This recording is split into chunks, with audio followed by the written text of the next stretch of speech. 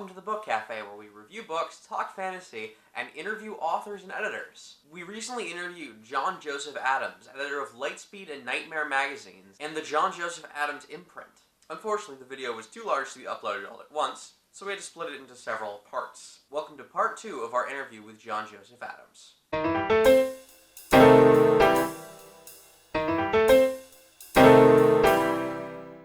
So, actually, you keep answering my questions before I ask them. Oh, sorry.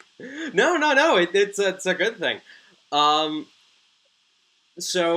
What led you to? I mean, you read all of this. You read all of these novels, and you worked in a bookstore. So, what led you to magazines? How did you end up in short fiction? Right.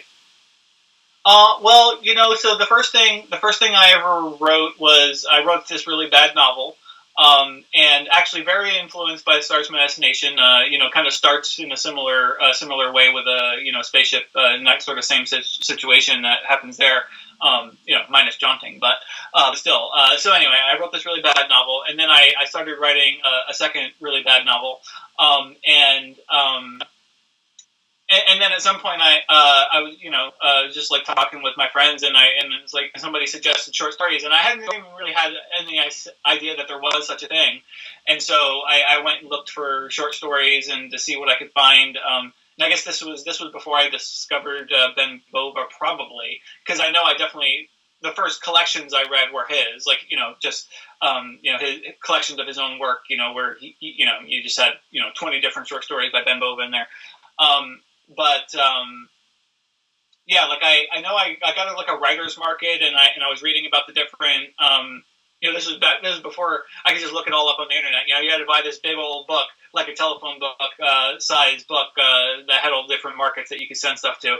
And so, I was reading about all the different, short story markets in there, and you could send away for a sample issue and all that kind of stuff. Cause the bookstore I worked at, we didn't get any of them. We didn't get FNSF, we didn't get Asimov's or Analog. Weirdly enough, even though they're the big three magazines in the field, we never got any of those. For a while, we did get Science Fiction Age, which was a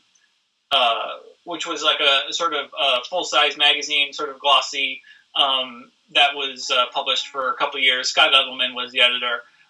It was sort of a companion magazine to Realms of Fantasy, if you remember Realms of Fantasy from a couple of years ago. We had that one for a while, and so that was I think that was probably the first magazine I ever actually saw on the newsstand that was publishing science fiction short stories. It's hard to say which ones I first saw. That's definitely the first one I saw on the newsstand, but I probably had ordered some sample issues through Writer's Market and had gotten them before I ever saw Science Fiction Age, but I don't know, I don't really remember. And it's possible the first ones I read were Ben Bova's. It's all kind of jumbled in my head, but as far as thinking about short stories seriously, it was certainly because I had written the novel and then was looking around for other things to do and or other things to work on, and the friend suggested trying short stories, and so I started studying that and figuring out what the heck those were and how to write those, and because I guess it occurred to me that you could write one, but I didn't know that anyone was publishing them, and so I had to learn about all that. And so, like I said, I got the Writer's Market and was doing all that research, and, so then I started writing. I hadn't really done enough research. I hadn't really done enough reading to learn really what people are looking for and everything, which is, I know what everyone always suggests you do, but I didn't do it. And of course I didn't get anything published either. So, maybe there's a lesson there.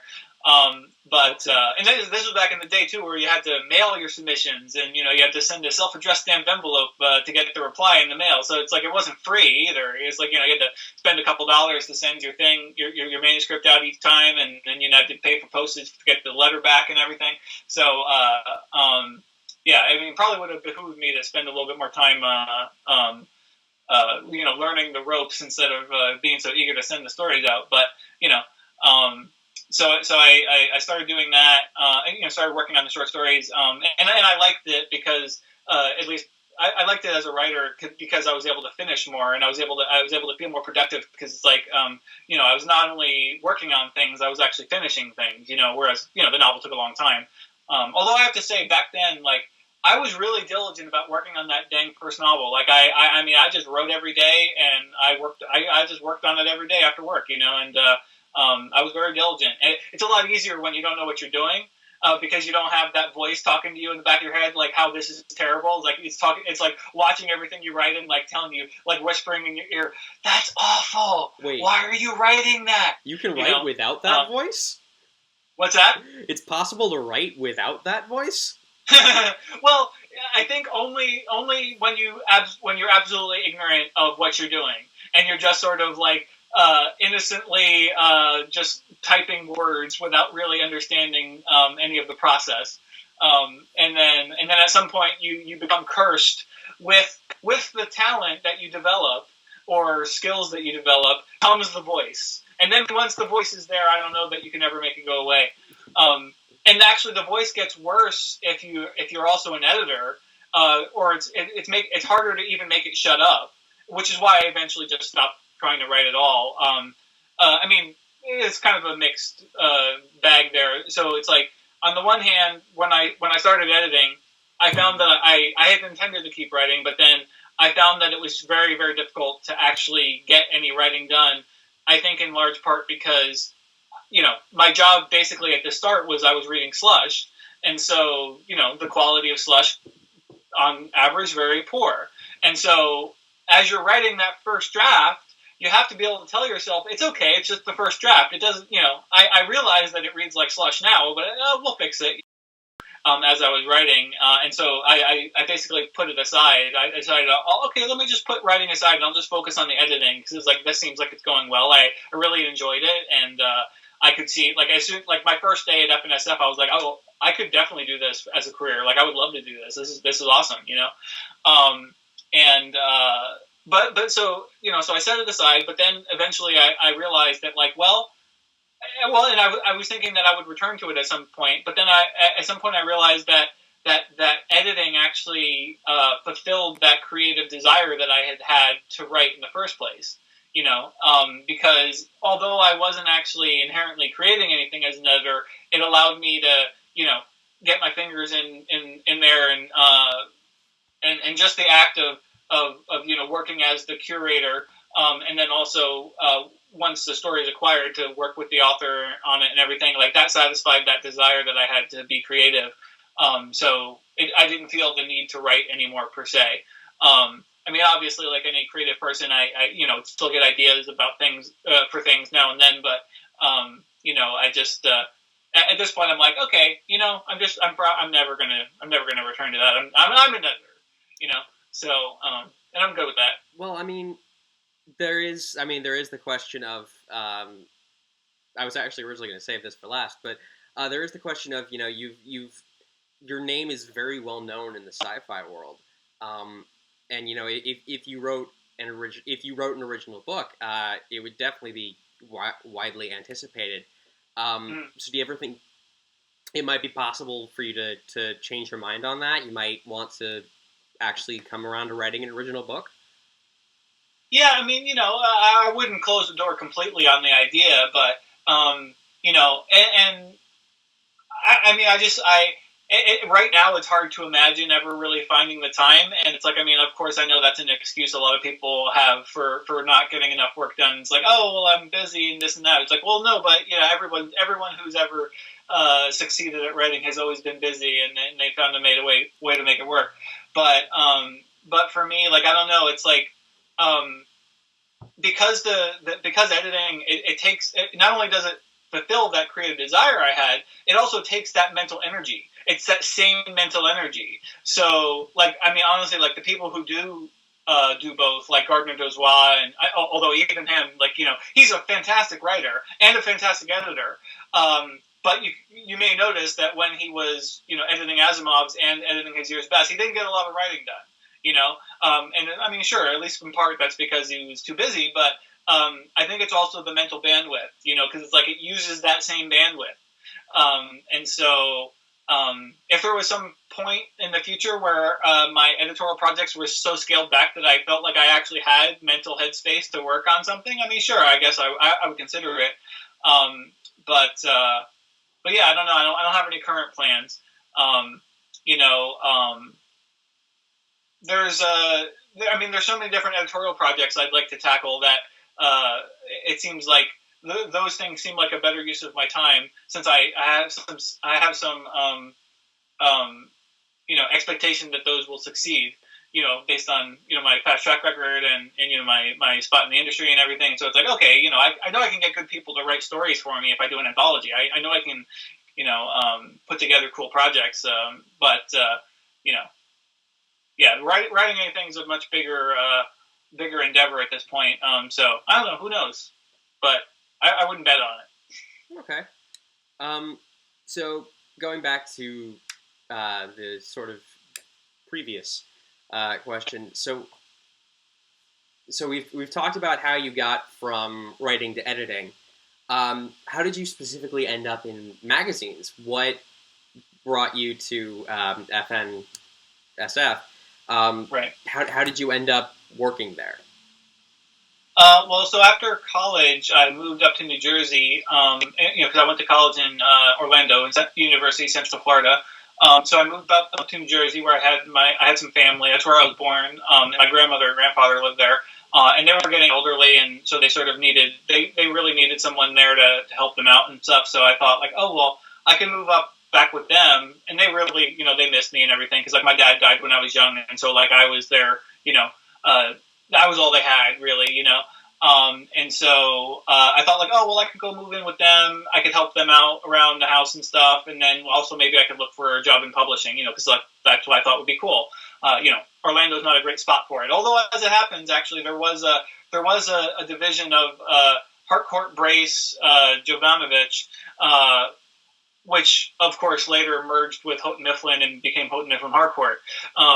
So just kind of funny, I ended up at HMH when it's like, oh, actually, there was a division of the other company down in Florida, right in Orlando, where I lived. But it was just like, it was academic publishing. It was so it wasn't like something I ever really pursued. But and you didn't find out about it until after.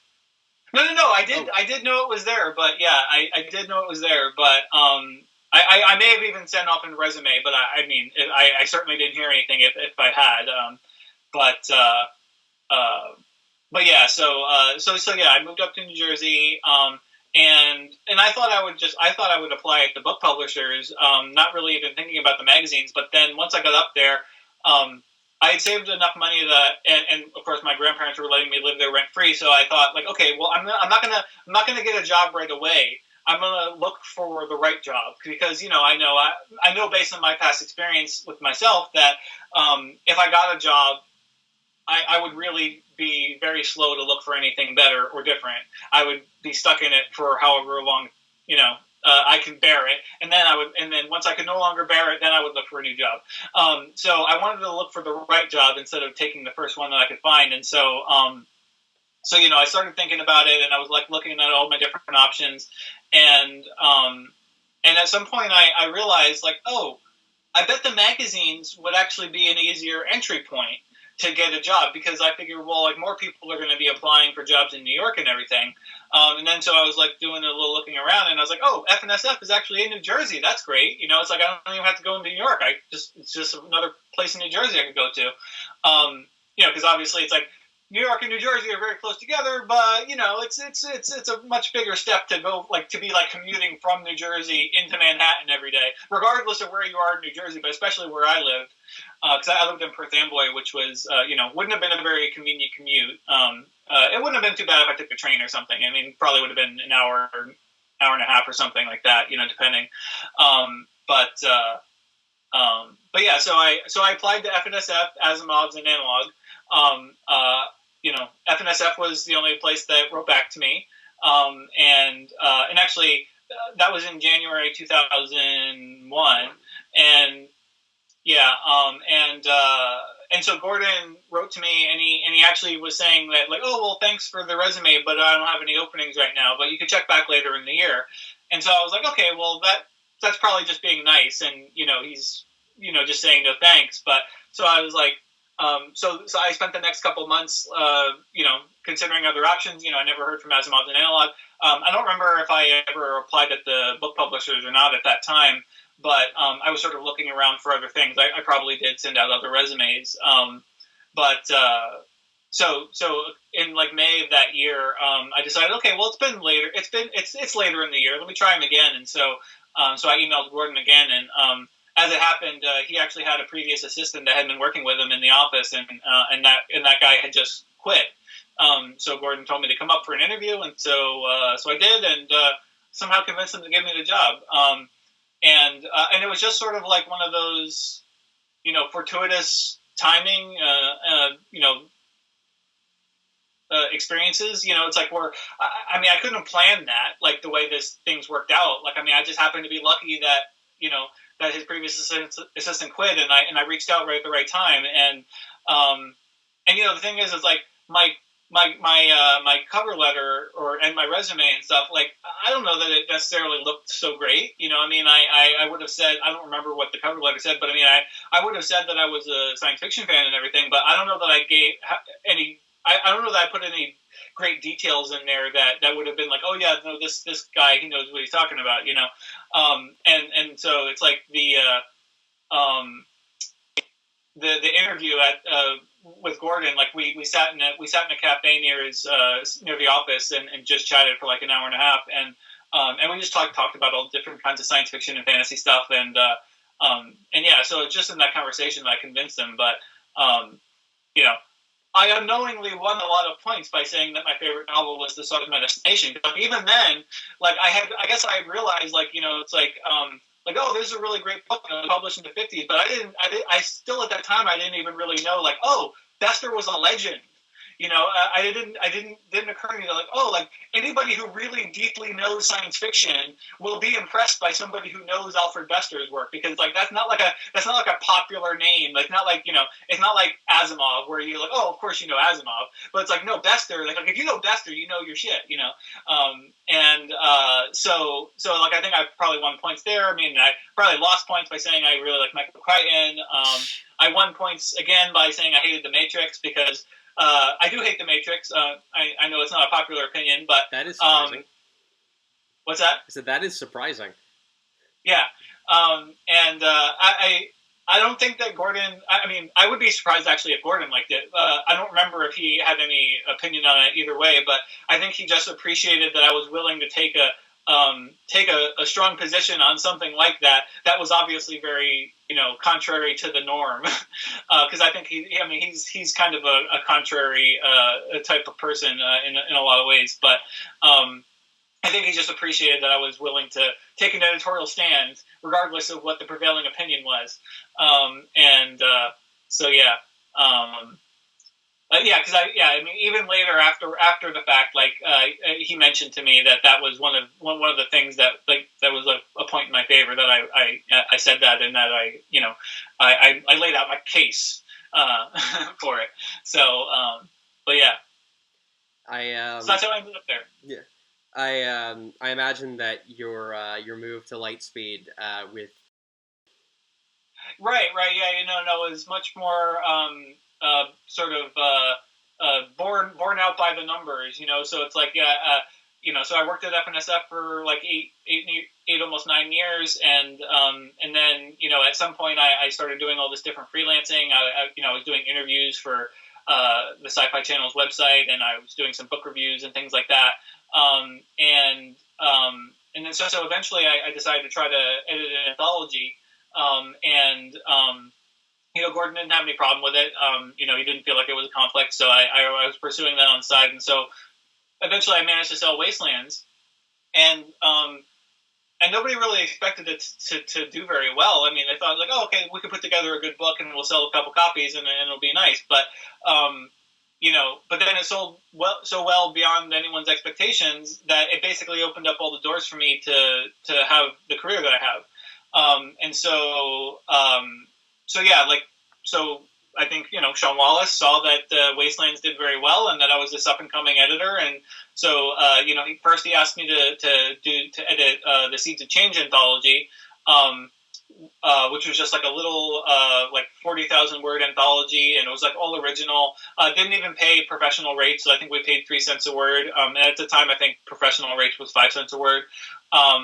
But it turned out really well, and he was very pleased, and and of course he was very pleased with the numbers we had with Wastelands, and then The Living Dead came out the same year, and The Living Dead did even better than Wastelands. So I think he saw me as definitely a hot commodity, and so he approached me about doing Lightspeed, and so yeah, that one was less of a weird stroke of fate, more like it's like, oh, okay, well, hey, you got some success here, and now here's another opportunity that come along in the wake of that success, because that tends to be what happens, um, but.